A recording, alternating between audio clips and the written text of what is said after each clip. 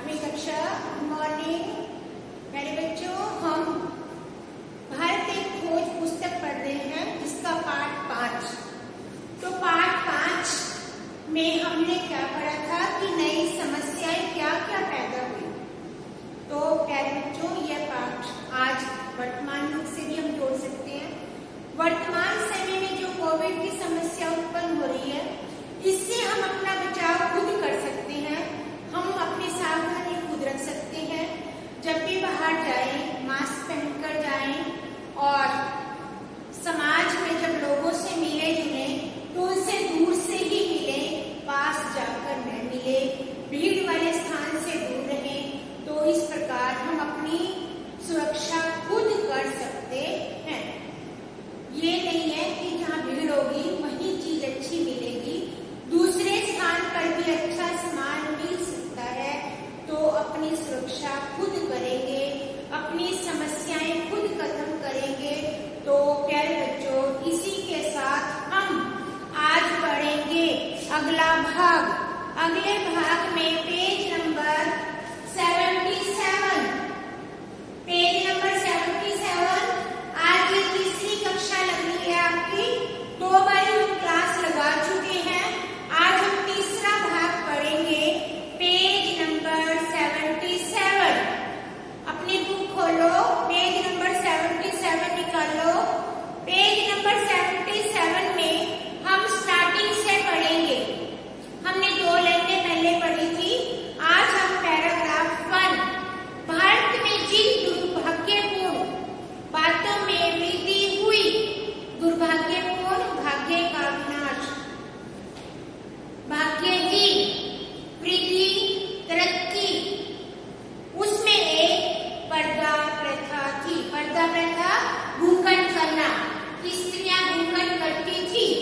ऐसा क्यों हुआ यह स्पष्ट नहीं है, पर भारत में पर्दा प्रथा का विकास मुगल काल में तब हुआ जब यह हिंदुओं और मुसलमानों दोनों में पद और आदर की निशानी समझा जाने लगा। औरतों को अलग पर्दे में रखने की यह प्रथा उन इलाकों में ऊंचे वर्गों में विशेष रूप से फैली जहां मुसलमानों का प्रभाव था, यानी मध्य और विशाल पूर्वी प्रदेश में, जिसमें दिल्ली, संयुक्त प्रांत, राजपूताना, बिहार, बंगाल आते हैं। रेखांकित करो कहाँ-कहाँ पर पर्दा प्रथा का विकास हुआ, अर्थात घूंघट करना। कहाँ-कहाँ? दिल्ली में, संयुक्त प्रांत में, राजपूताना में, बिहार और बंगाल। लेकिन अजीब बात यह है कि पंजाब और सरहदी सूबे में जो मुख्यतः मुस्लिम इलाके थे, पर्दे की प्रथा उतनी कड़ी नहीं थी, कड़ी सख्त। दिल्ली में अफगानों के प्रतिष्ठित होने के साथ पुराने और नए के बीच में एक समन्वय रूप ले रहा था। इसमें से अधिकतर परिवर्तन उच्च वर्गों में, अमीर उमरावों में हुए। इसका असर विशाल जनसमूह पर, विशेषकर देहाती जनता पर पड़ा। उनकी शुरुआत दरबारी समाज में होती थी, वे शहरों और कस्बों में फैल गए थे। इस तरह उत्तरी भारत में दिल्ली और संयुक्त प्रांत इसके केंद्र बने। ठीक उसी तरह जैसे पुरानी आर्य संस्कृति का केंद्र था। पर इस आर्य संस्कृति का एक बड़ा हिस्सा दक्षिण को और खिसक गया, जो हिंदू रूढ़िवादिता का गढ़ बन गया। रूढ़िवादी परंपराओं को छोड़ना नहीं। जब तैमूर के हमले से दिल्ली की सल्तनत कमजोर हुई, तो जौनपुर में एक छोटी सी मुस्लिम रियासत खड़ी हुई। पूर्वी पंथी शताब्दी के दौरान यह रियासत कला, संस्कृति, धार्मिकता का केंद्र बनी। विकसित होती हुई आम भाषा हिंदी को यहाँ प्रोत्साहित किया गया। हिंदुओं और मुसलमानों के धर्मों के बीच समन्वय करने का प्रयास किया गया। हिंदू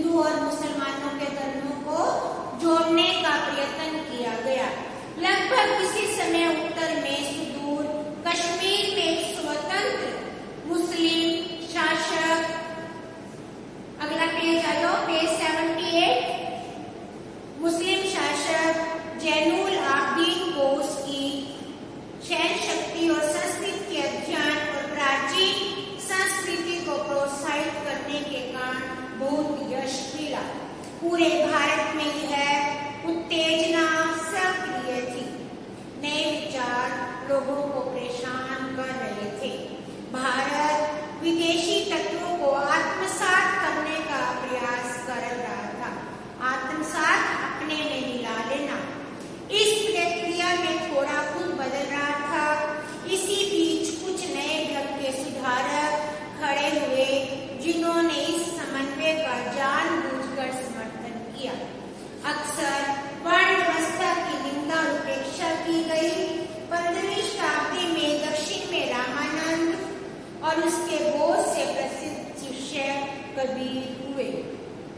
कबीर की साखियां पद आज भी लोकप्रिय है। प्यारे बच्चों, कबीर की साखियां आपने भी पढ़ी है ना। उत्तर में गुरु नानक हुए जो सिख धर्म के संस्थापक माने जाते हैं। गुरु नानक देव का नाम सुना है सबने? ये भी प्रश्न बना है। सिख धर्म के संस्थापक कौन थे? गुरु नानक देव। और कबीर की क्या पढ़ते हैं हम? साखियां और पद। ऐसे बच्चों छोटे प्रश्न बनते हैं। पूरे हिंदू धर्म पर कुछ सुधारकों के नए विचारों का प्रभाव पड़ा। भारत में इस्लाम का स्वरूप भी दूसरे स्थानों पर उसके स्वरूप से किसी हद तक भिन्न हो गया। इस्लाम में एकेश्वरवाद ने हिंदू धर्म को प्रभावित किया और हिंदुओं के अस्पष्ट बहुदेववाद का प्रभाव भारतीय मुसलमानों पर पड़ा। इसमें से अधिकतर भारतीय मुसलमान ऐसे थे जिन्होंने धर्म परिवर्तन किया और उनका पालन पोषण प्राचीन परंपराओं में हुआ। वे अब भी इन्हीं से घिरे थे।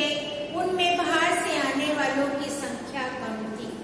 विदेशी तत्वों के भारत के अधिकाधिक आत्मसात होने का सबसे महत्वपूर्ण संकेत उनके द्वारा देश की आम भाषा का था। गच्चे दरबार की भाषा फारसी बनी रही। ये भी प्रश्न बना है। गच्चे दरबार की भाषा कौन थी? फारसी। आरंभ में लेखकों के प्रसिद्ध अमीर खुसरो थे। वे तुर्क थे। अमीर खुसरो कौन थे? तुर्क। उनका परिवार 2 और 3 पीढ़ियों से संयुक्त राज्य में बसा था। वे 14वीं शताब्दी के दौरान कई अफगान सुल्तानों के शासन काल में रहे। वे फारसी के चोटी के कवि थे। कौन? अमीर खुसरो। उन्हें संस्कृत का ज्ञान था। वे महान संगीतकार थे। उन्होंने भारतीय संगीत में नई मौलिक उद्भावनाएं की। कहा जाता है भारत के लोकप्रिय तंत्री वाद्य सितार का आविष्कार उन्होंने किया था। किसने? अमीर खुसरो ने। उन्होंने ऐसे कई विषयों की रचना की जिनमें भारत ने विशेष प्रगति की। इसमें धर्म, दर्शन, तर्कशास्त्र, व्याकरण के अतिरिक्त संगीत, गणित, विज्ञान और आम का फर्क है। ये सब अमीर खुसरो की तारीफ हो रही है कि उन्होंने क्या क्या किया। उनकी प्रसिद्धि का आधार उनके लोक प्रचलित गीत हैं। अब वे गीत गायक भी थे। जो लोक भाषा में गीत गाए जाते हैं। उन्होंने बोलचाल के सामान्य हिंदी में लिखा। उन्होंने ग्रामीण जनता से उनकी भाषा ही नहीं बल्कि रीति रिवाज, रहन सहन के ढंग का भी वर्णन किया। उन्होंने विभिन्न रीतियों, जीवन के विभिन्न पहलुओं पर गीत लिखे। किसने? अमीर खुसरो ने। वे गीत अब भी उत्तर और भारत के किसी भी गांव और नगर में सुनाई पड़ते हैं। अमीर खुसरो ने अनगिनत पहेलियां भी लिखी। अपने लंबे जीवन काल में ही खुसरो अपने परिगीतों और पहेलियों के लिए प्रसिद्ध हो गई। ऐसी कोई मिसाल नहीं मिलती जहां 600 साल पहले लिखे गए गीतों की लोकप्रियता आम जनता के बीच बराबर बनी रही हो। बोलों में बिना परिवर्तन किए वे उसी तरह गाए जाते हैं। तो प्यारे बच्चों, ये था। इसमें ज्यादा किसके बारे में बताया? अमीर खुसरो के बारे में बताया कि वे गीत भी गाते थे, संगीत प्रेमी थे, वाद्य यंत्र का उन्होंने आविष्कार किया था। तो आज हम यहीं तक पढ़ेंगे, पेज नंबर 79। उसके बाद अगली कक्षा में हम बाबर और अकबर के बारे में पढ़ेंगे। तो प्यारे बच्चों, इस पुस्तक को ध्यान पूर्वक सुना करो। इसमें से छोटे प्रश्न, संक्षिप्त प्रश्न और गद्यांश आपको पेपर में आ सकता है। यह किताब